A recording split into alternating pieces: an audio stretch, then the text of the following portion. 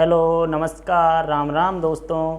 हमने पिछले वीडियोज़ में हमने विटामिन्स और इसके अलावा एक फिजिक्स के जो चैप्टर है भौतिक विज्ञान का बल, उसको हमने कवर किया था। कल आपकी क्लास नहीं आ पाई, इसके लिए मैं आपसे क्षमा चाहता हूं। और आज हम एक भौतिक विज्ञान के एक नए चैप्टर, फिजिक्स के नए चैप्टर जिसका नाम है दूरी और विस्थापन, उससे रिलेटेड हम बातें करने वाले हैं। तो हमारे साथ में बने रहेगा अंत तक और मज़ा लीजिएगा वीडियो का और हमें कमेंट करके ज़रूर बताइएगा कि आपको वीडियो कैसा लग रहा है। और आपको अगर पसंद आ रहा है तो आप ज़्यादा से ज़्यादा लाइक, शेयर एंड सब्सक्राइब कीजिए ताकि हमें भी मोटिवेशन मिलता रहे। तो आप देखते रहिए। आज हम बात करने वाले हैं दूरी और विस्थापन की।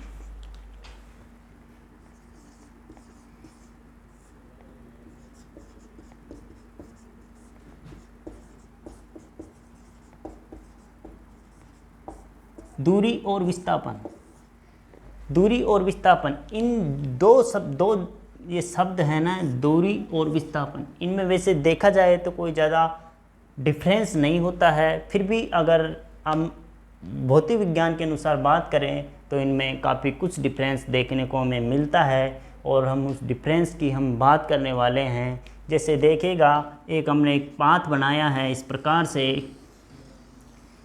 से हमने एक पाथ ड्रॉ किया है और इस पाथ का जो प्रारंभ बिंदु है हम मान लेते हैं कि वो बिंदु A है और जो इसका अंतिम बिंदु है वो बिंदु B है। अगर आपसे कहा जाए कि पाथ AB की जो दूरी है वो बताइए, तो पाथ AB की जो अगर हम दूरी की बात करें, पाथ AB की अगर हम दूरी की बात करें तो दूरी, इस पाथ की संपूर्ण लंबाई ही क्या होगी, दूरी होगी। इस प्रकार से अगर हम बात करें तो ये जो है, ये संपूर्ण जो पाथ बनेगा इस प्रकार से, ये क्या बनेगा, ये दूरी बनेगा। और यदि हम विस्थापन की बात करें तो विस्थापन A व B बिंदु के बीच की न्यूनतम दूरी, जिसे हम विस्थापन कहते हैं। तो यहाँ से आपको दिख रहा होगा कि A और B के बीच की यदि न्यूनतम दूरी की बात की जाए तो वो ये दूरी होगी। तो हम यदि इस दूरी की बात करें तो ये दूरी विस्थापन कहलाएगी। ये दूरी जो है वो विस्थापन कहलाएगी। और विस्थापन को यदि इंग्लिश में बात की जाए तो डिस्प्लेसमेंट कहा जाता है। और यदि दूरी की बात की जाए तो दूरी को इंग्लिश में डिस्टेंस कहा जाता है। तो इस प्रकार से हमने दूरी और विस्थापन की थोड़ी सी चर्चा की है। और आगे हम देखते हैं दूरी और विस्थापन में अंतर और इनकी परिभाषा, दोनों को हम डिफरेंस में एक सारणी के साथ समझेंगे। तो देखिएगा, दूरी और विस्थापन,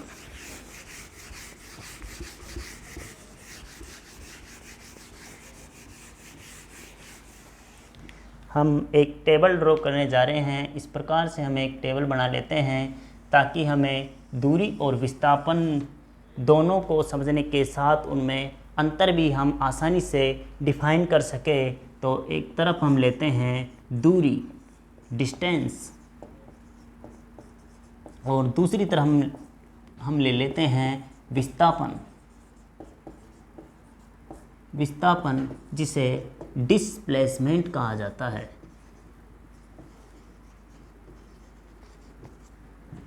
दूरी की बात की जाए तो किसी निकाय द्वारा तय किया गया कुल पाथ, किसी भी निकाय द्वारा तय किया गया कुल पाथ ही क्या कहलाएगा, दूरी कहलाएगा।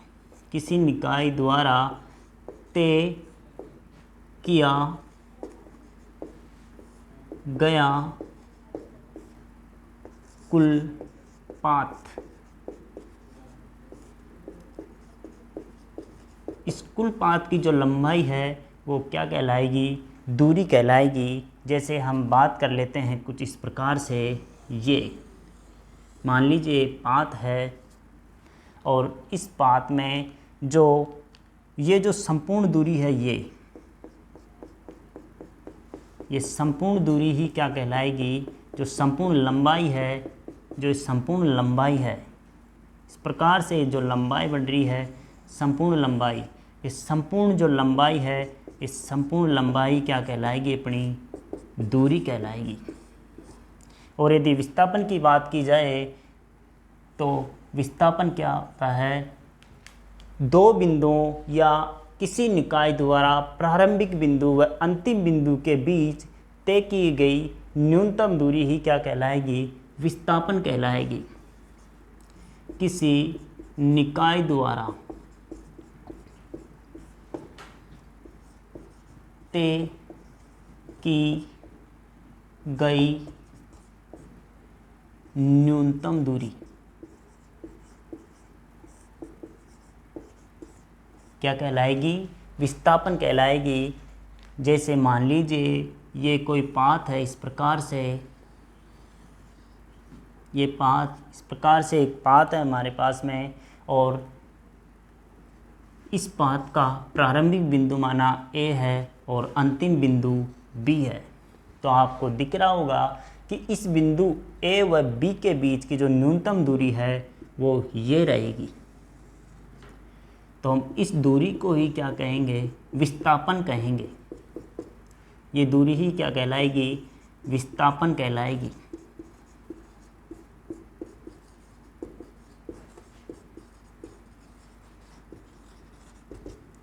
डिस्प्लेसमेंट कहलाएगी। यदि बात की जाए दूरी का जो मात्रक है, जो इसका यूनिट है वो क्या कहलाएगा? तो वह मीटर कहलाता है। यानी कि दूरी का जो मात्रक होता है वो मीटर होता है। और यदि हम विस्थापन के मात्रक की बात करें तो विस्थापन का जो मात्रक होता है वो भी मीटर होता है। ये बात हमने शुरू में की थी कि दूरी और विस्थापन में वैसे तो कोई ज़्यादा डिफरेंस नहीं है, लेकिन धीरे धीरे आप जैसे जैसे आगे बढ़ते जाओगे आपको पता चलेगा दूरी और विस्थापन में जो कुछ अंतर है वो आपके सामने आते रहेंगे। तो इस प्रकार से हम देखते हैं दूरी का मान कभी भी ऋणात्मक नहीं हो सकता। यानी कि दूरी का मान यदि ऋणात्मक नहीं हो सकता तो दूरी हमेशा पॉजिटिव रहेगी, यानी कि सकारात्मक रहेगी। यदि हम विस्थापन की बात करें तो विस्थापन का पॉजिटिव यानी कि सकारात्मक व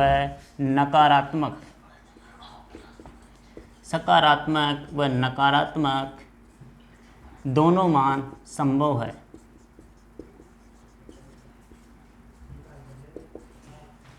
सकारात्मक व नकारात्मक दोनों मान संभव होते हैं। और आगे हम बात करें यदि दूरी की, तो दूरी मान लीजिए इस प्रकार से हमारे पास एक ट्रायंगल है। इस प्रकार से हमारे पास में एक ट्रायंगल है। हम एक एग्जाम्पल के थ्रू समझते हैं। और इस ट्रायंगल की माना ये भुजा 3 मीटर और ये 4 मीटर है। तो यहाँ से यहाँ तक ये 5 मीटर होगी। ये आप मैथ्स में पढ़े होंगे पाइथागोरस, उसके द्वारा हमने ये कैलकुलेट कर लिया। तो यहाँ से अगर हम दूरी की बात करें तो दूरी यहाँ से 3 + 4 + 5 यानी कि टोटल 12 मीटर होगी। और इसी प्रकार से हम इसी त्रिभुज को अगर विस्थापन के अंदर देखें तो विस्थापन में हम इसे इस प्रकार से डिनोट करेंगे, ये 3, ये 4 और ये 5। तो विस्थापन जो है प्रारंभिक व अंतिम बिंदु के बीच की न्यूनतम दूरी होता है। तो हम यहाँ से सिर्फ ये दूरी जो है वो इसके बीच की न्यूनतम दूरी है। तो यहाँ से अगर हम विस्थापन की बात करें तो विस्थापन सिर्फ यहाँ से 5 मीटर होगा, 5 मीटर होगा। और लास्ट जो पॉइंट है कि दूरी एक अदिश राशि है। दूरी एक अदिश राशि होती है, स्केलर क्वांटिटी होती है। जबकि यदि हम विस्थापन की बात करें तो विस्थापन जो है एक सदिश राशि है। विस्थापन एक सदिश राशि है, वेक्टर क्वांटिटी है। हम ये सदिश और अदिश राशियों की हम बाद में बात करेंगे। आप समझेगा कि दूरी एक अदिश राशि है जबकि विस्थापन एक सदिश राशि है। तो इस प्रकार से हमने दूरी और विस्थापन को परिभाषित करते हुए उनके अंतर को समझा है। तो आगे हम दूरी व विस्थापन से बनने वाली या इन पे डिपेंडेंट अन्य भौतिक राशियों के बारे में बात करते हैं।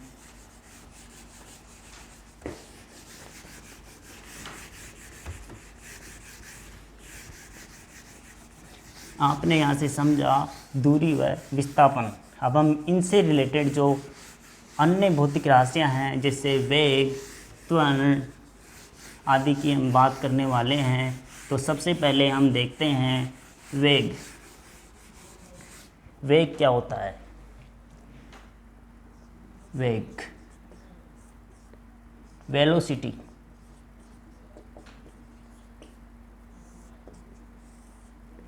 वेग एक महत्वपूर्ण भौतिक राशि है, या हम कह सकते हैं कि यदि इसका अगर देखा जाए फिजिक्स में तो इसका यूज सबसे अधिक होता है।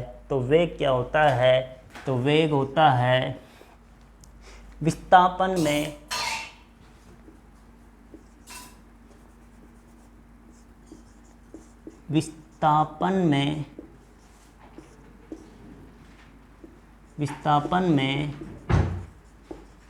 समय के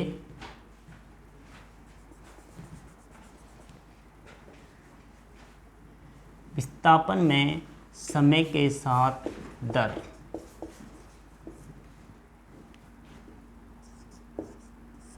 इस प्रकार से हम जो वेग है उसको इस प्रकार से डिनोट करते हैं, वेग बराबर विस्थापन बटा समय। विस्थापन में जो परिवर्तन की दर होती है वही क्या कहलाता है? वेग कहलाता है। तो वेग को हम v से डिनोट करते हैं, विस्थापन को हम d से डिनोट करते हैं और समय को हम t से डिनोट करते हैं। इस प्रकार से हमें v बराबर d/t, ये एक महत्वपूर्ण फॉर्मूला है। इसे आप याद रखेंगे। एक महत्वपूर्ण फॉर्मूला बनता है यहाँ से। यदि हम इसके मात्रक की बात करें तो इसका मात्रक होता है मीटर प्रति सेकंड। कई बार इसका मात्रक भी पूछ लिया जाता है कि इसका मात्रक क्या होता है। तो मात्रक होता है मीटर प्रति सेकंड, इसका मात्रक होता है। और यदि हम इसकी विमा की बात करें, विमा डायमेंशन की यदि बात करें तो डायमेंशन जो है, डायमेंशन के लिए आप कुछ चीज़ें याद रखोगे। यदि लंबाई को हम मीटर में नापते हैं तो कैपिटल M, और द्रव्यमान की यदि बात करें तो किलोग्राम को हम, जो किलोग्राम होता है, यदि लंबाई की बात करें तो लंबाई को L में मापा जाता है। किलोग्राम यानी कि द्रव्यमान जो होता है उसे हम M में मापते हैं और समय को हम T में मापते हैं। ध्यान रखिएगा ये तीनों कैपिटल लेटर में ही आएंगे डायमेंशन में हमेशा। तो यहाँ से आपको दिख रहा है कि जो दूरी है या लंबाई है, इसको हम किस में डिनोट करेंगे? तो वो हम डिनोट करेंगे L में। यदि T की बात करें तो इसको हम डिनोट करेंगे T में। यदि हम आगे इसको सोल्व करें तो इस प्रकार से हम लिख सकते हैं कि m0 L1 T-1। m0, यदि हमें कोई, आपको ये रेड पेन से दिख रहा नहीं था इसलिए हमने दोबारा इसे मिटान कर हम वापसी में इसे लिखते हैं। तो हम लिखते हैं यहाँ से जो इसकी विमा लिखेंगे वो लिखेंगे m0 L1 t-1। आपको कन्फ्यूजन होगा कि m0 कहाँ से आया, तो हम आपको बता देते हैं कि यदि कोई, जैसे हमने इसमें किसी भौतिक राशि में कोई मान नहीं दिया गया हो तो उसकी पावर हम 0 के साथ उसे हम विमा में डिनोट कर देते हैं। तो आप इसी प्रकार से हम और इसमें कुछ चीज़ें देखते हैं। तो वेग में आगे बढ़ते हैं थोड़ा सा।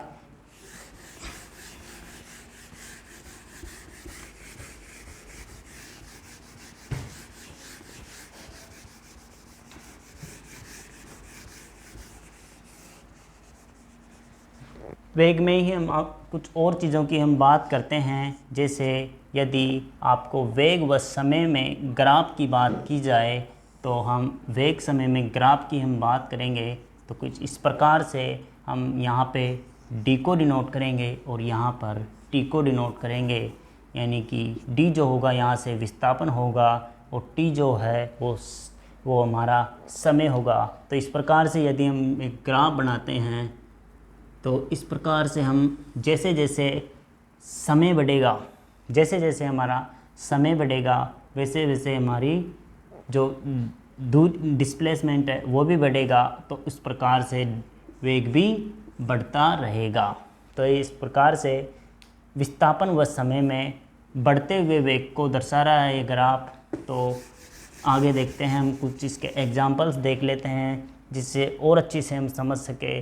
जैसे एक क्वेश्चन लेते हैं, एक निकाय द्वारा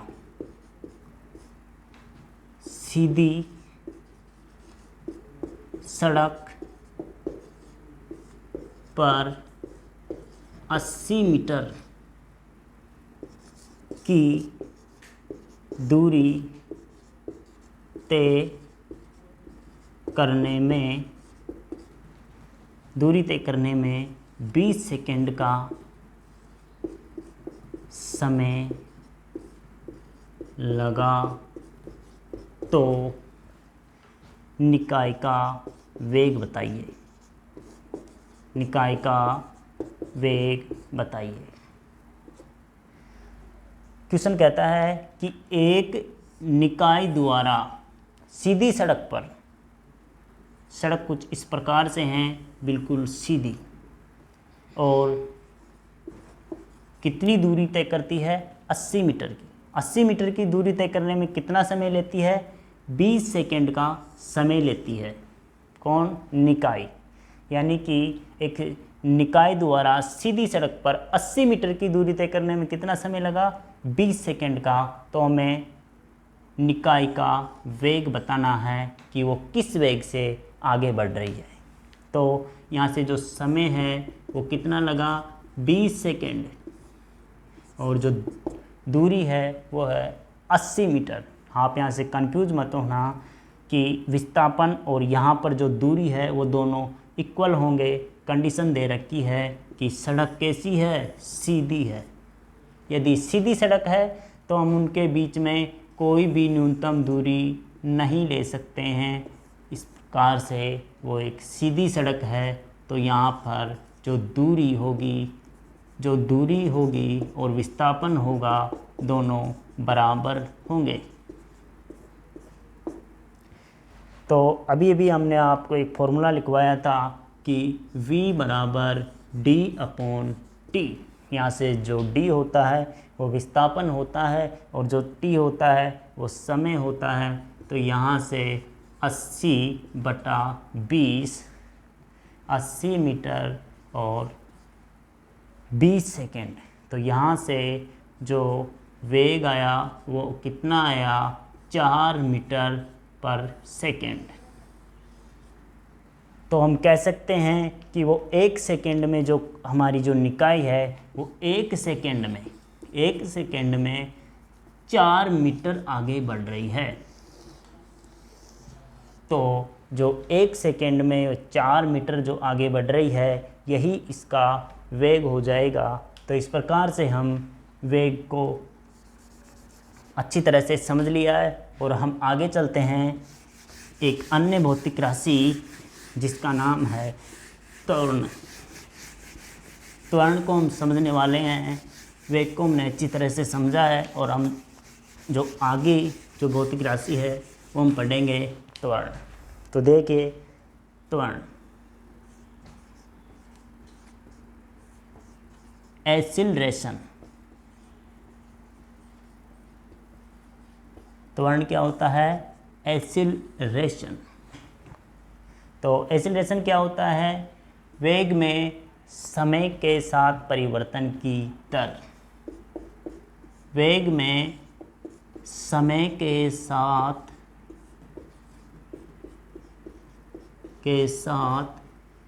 परिवर्तन की दर।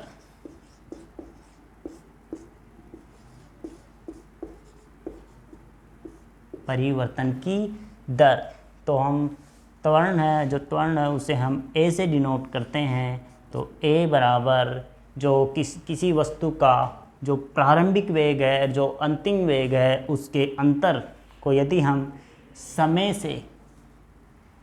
से डिवाइड करते हैं तो हमें क्या प्राप्त होता है? त्वरण प्राप्त हो जाता है। तो वेग में जो होता है, वेग में परिवर्तन की दर, माना वेग, प्रारंभिक वेग जो है, माना किसी निकाय का प्रारंभिक जो वेग है, प्रारंभिक जो वेग है वो क्या है? u। और इसका जो अंतिम वेग है वो माना क्या है? अंतिम वेग v। अंतिम वेग v। तो हम यहाँ से बात करेंगे, जो त्वरण है वो क्या रहेगा? प्रारंभिक अंतिम वेग माइनस प्रारंभिक वेग में समय के साथ परिवर्तन की दर। तो हमने बात की थी कि वेग का जो मात्रक बताया था वो क्या बताया था? मीटर प्रति सेकंड। और यदि समय के मात्रक की बात की जाए तो समय का मात्रक होता है सेकंड।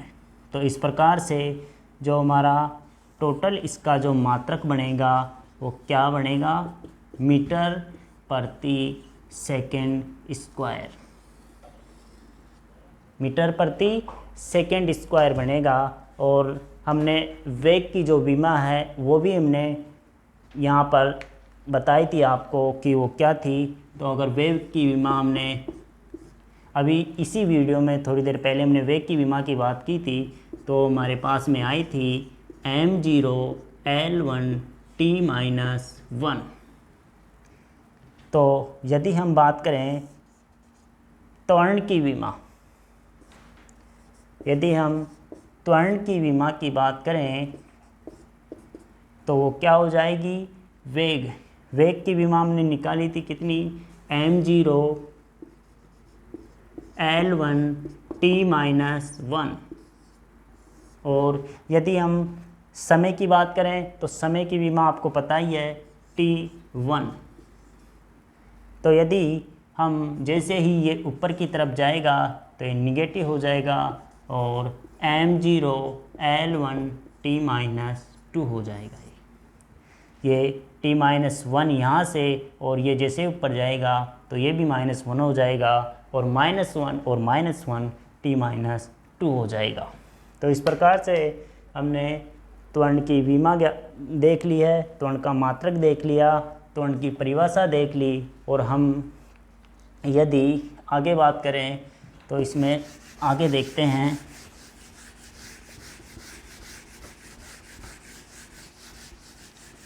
यदि हम बात करें वर्तीय पथ पर त्वरण, ये काफ़ी महत्वपूर्ण एक टॉपिक है कि वर्तीय पथ पर त्वरण का मान क्या होगा।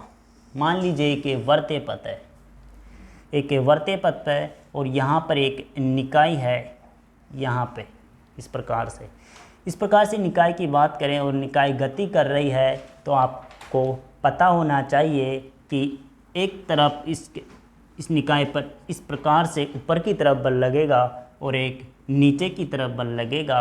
यदि ऊपर के बल की बात की जाए तो ऊपर का जो बल होगा वो अपकेंद्रीय बल होगा।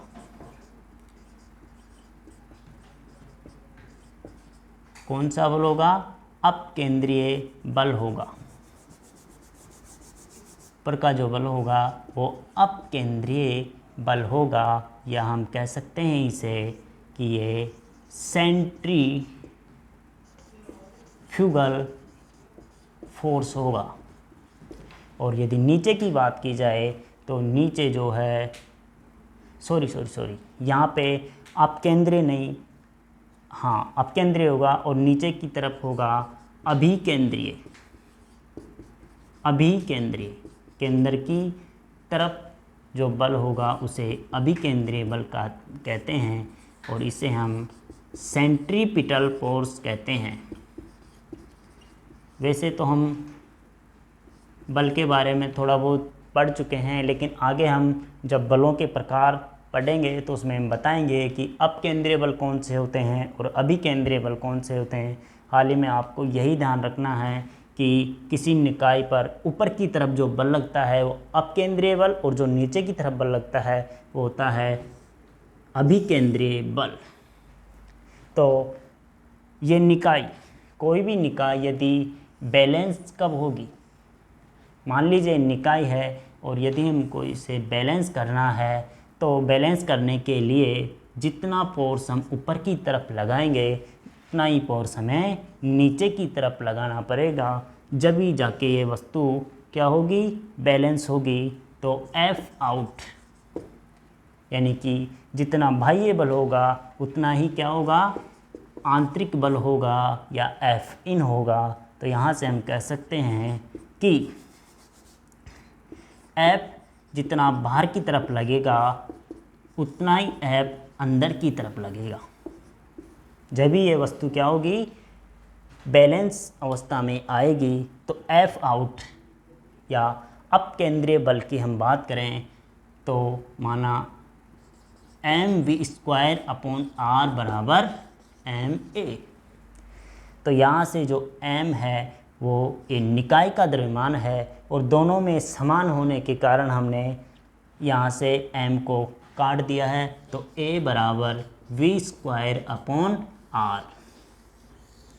और एक महत्वपूर्ण फॉर्मूला है कि वर्तीय पथ पर यदि त्वरण की बात की जाए तो वो कितना होता है, वो होता है v²/r। वर्तीय पथ पर त्वरण कितना होता है, v²/r।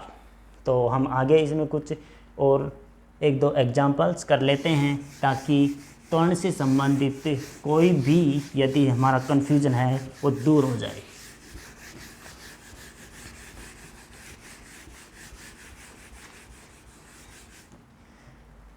क्वेश्चन देखिएगा, एक क्वेश्चन, कोई वस्तु है जो प्रारंभिक वेग, कोई वस्तु जो है वो प्रारंभिक वेग 20 मीटर पर सेकेंड से गति कर रही है, और ये 20 मीटर पर सेकेंड की जो गति कर रही है ये धीरे धीरे बढ़ता बढ़ता जो प्रारंभिक वेग है ये 40 मीटर पर सेकेंड तक चला जाता है, और इसे 20 से 40 मीटर पर सेकेंड तक परिवर्तित होने में जो समय लगता है, माना वो समय है अपने पास में कितना, 20 सेकेंड। तो आप यहाँ से त्वरण का मान बताइए कि त्वरण क्या होगा। तो देखिएगा, हमने अभी अभी त्वरण का फॉर्मूला पढ़ा था, एक a बराबर v माइनस u/t। जो v था वो था अंतिम वेग, और जो u था वो था प्रारंभिक वेग। अगर हम यहाँ से बात करें तो प्रारंभिक वेग यहाँ से क्या रहेगा, 20 मीटर पर सेकेंड। अगर हम यहाँ से अंतिम वेग की बात करें तो रहेगा 40 मीटर पर सेकेंड। तो यहाँ से दोनों का जो डिफरेंस आएगा वो कितना आएगा, 20 मीटर पर सेकेंड। कितना आएगा, 20 मीटर पर सेकेंड। तो यहाँ से जो इन दोनों का जो डिफरेंस है वो कितना आया, 20 मीटर पर सेकेंड। और समय कितना है अपने पास में, वो है 20 सेकेंड। कितना समय है, 20 सेकेंड। तो यहाँ से जो है त्वरण का मान आएगा 1 मीटर प्रति सेकेंड स्क्वायर आएगा, या हम इसे इस प्रकार से भी लिख सकते हैं 1 मीटर प्रति सेकंड की पावर -2। ये भी इसे ही लिखा जाता है। एक चीज़ देख लीजिएगा आप, यदि कोई संख्या है x1 अपॉन x की पावर 2, यदि हमें इसे सोल्व करना है तो हमें इस प्रकार से हम सोल्व करते हैं x1 और ये ऊपर जाके घट जाती है, तो यहाँ से जो वैल्यू आएगी वो आएगी x की पावर -1। और यदि हम पुनः इसे सोल्व करते हैं तो हम इसे लिख सकते हैं 1 अपॉन x। तो यहाँ से हम हमारा जो वेग और त्वरण था वो हमने अच्छे से समझ लिया है। और आज हम इस वीडियो को यहीं पर समाप्त करने वाले हैं। यदि आपको कोई भी आपकी क्वेरी रह गई हो या आप कोई भी सवाल हमसे पूछना चाहते हो तो कमेंट बॉक्स में ज़रूर लिखिएगा। हम आपको जहाँ तक पॉसिबल होगा हम आपको उसका जवाब ज़रूर देंगे। थैंक यू, नमस्कार, राम राम।